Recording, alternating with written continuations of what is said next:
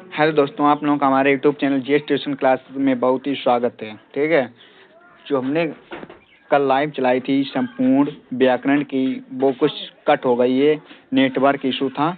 तो वहीं से आज हम पढ़ाएंगे, यानी कि आज पूरा ही संपूर्ण व्याकरण करा देंगे। ठीक है, आप लोग वीडियो को पूरा देखिएगा। संबंध बोधक अव्यय, तो वाक्य में आय संज्ञा या सर्वनाम या का शब्द वाक्य के अन्य संज्ञा या सर्वनाम शब्दों से जोड़ते हैं, संबंध बोधक अव्यय कहलाते हैं। जैसे कि वाक्य में आय संज्ञा या सर्वनाम का संबंध वाक्य के अन्य संज्ञा या सर्वनाम में शब्दों से जब जोड़ते हैं तो संबंध बोधक अव्यय कहलाते हैं। तो यहाँ पर आप लोग एग्जाम्पल देख सकते हैं, जैसे कि यहाँ पर लिखा है के नीचे, के ऊपर, के बाद, के सामने, के द्वारा, के लिए। ठीक है, यहाँ पर आदि। ठीक है, समुच्चय बोधक अव्यय, तो ऐसे शब्द जो दो या दो से अधिक शब्दों, वाक्यों अथवा उप वाक्यों को जोड़ते हैं उन्हें समुच्चय बोधक अव्यय कहते हैं। जैसे कि समुच्चय बोधक अव्यय वे हैं जो दो या दो से अधिक शब्दों को वाक्यों अथवा उपवाक्यों में जब हम लोग जोड़ते हैं तब उन्हें समुच्चय बोधक अव्यय कहते हैं। जैसे कि यहाँ पर एग्जाम्पल है और, किंतु, परंतु, अथवा, तथा, एवं आदि। ठीक है, विस्मयादि बोधक, तो विस्मयादि बोधक वे हैं तो वाक्य जिन शब्दों से हर्ष, शोक, पीड़ा, भय, चेतावनी, आश्चर्य आदि मनोभाव प्रकट होते हैं उन्हें विस्मयादि बोधक अव्यय कहते हैं। ठीक है, जैसे कि वहाँ, शाबाश, उपछी आदि एग्जाम्पल इसके हो जाएंगे। ठीक है, वाक्य का स्वरूप, तो वाक्य क्या है? शब्दों का ऐसा समूह, यानी कि शब्दों का ऐसा समूह जिसका अर्थ निकलता है वाक्य कहलाता है। सूर्य पूर्व में उदय होता है। ठीक है, एग्जाम्पल हो जाएगा अमन क्रिकेट खेलने गया है। अमन जो है क्रिकेट खेलने गया है। वाक्य के अंग, वाक्य के मुख्य दो अंग होते हैं, उद्देश्य वाक्य में क्रिया को करने वाला, विधेय उद्देश्य के विषय में बताने वाला।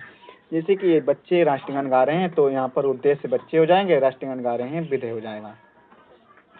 वाक्य के भेद, तो वाक्य के भेद दो प्रकार आधार, यानी कि वाक्य के दो भेद होते हैं, अर्थ के आधार पर तथा रचना के आधार पर।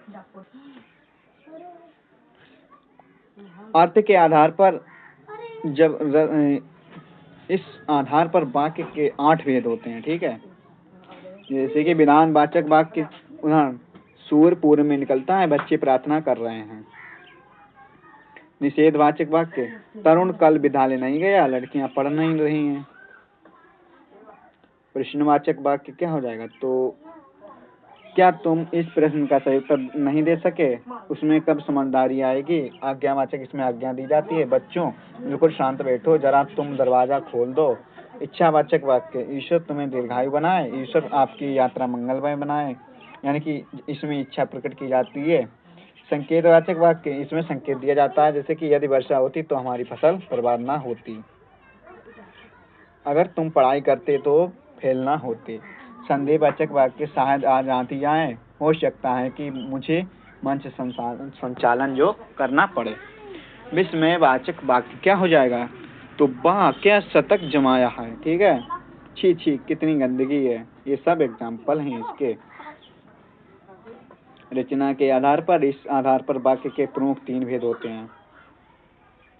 नंबर 1, सरल एवं साधारण वाक्य, जिन वाक्यों में एक उद्देश्य तथा एक ही विधेय होता है उन्हें सरल एवं साधारण वाक्य कहते हैं। जैसे कि लता जी भजन गा रही थी, प्रतिभागी कल तक निबंध जरूर जमा करेंगे।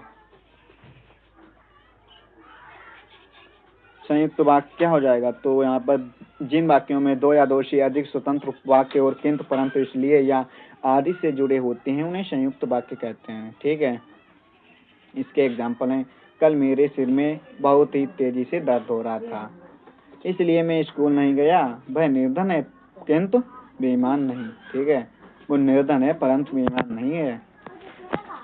मिश्रित वाक्य, जिस वाक्य में एक प्रधान उपवाक्य तथा अन्य आश्रित उपवाक्य हों उसे मिश्रित वाक्य कहते हैं। जैसे कि रीमा ने कहा कि वह कल बिजनौर जाएगी, यह वही घड़ी है जो तुमने मुझे जन्मदिन पर दी थी। ठीक है, तद शब्द रूप पुल्लिंग तद युष्मद।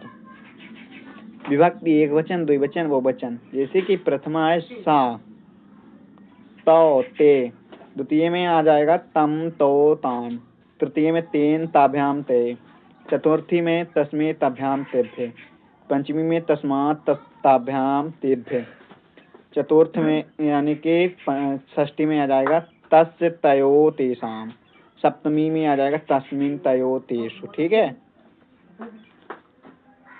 प्रथमा में क्या आ जाएगा एक वचन में पुल्लिंग स्त्रीलिंग नपुंसकलिंग, तो प्रथमा में आ जाएगा एक वचन में सा तम तत्। ठीक है।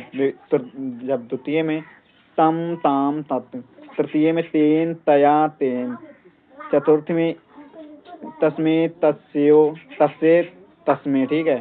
पंचमी में तस्मात् तस्या तस्मात्, षष्ठी में तस्य तस्या तस्य, सप्तमी में तस्मिन तस्याम तस्मिन आ जाएगा। ठीक है। यहाँ पर विभक्ति पुल्लिंग स्त्रीलिंग और नपुंसक लिंग। ठीक है।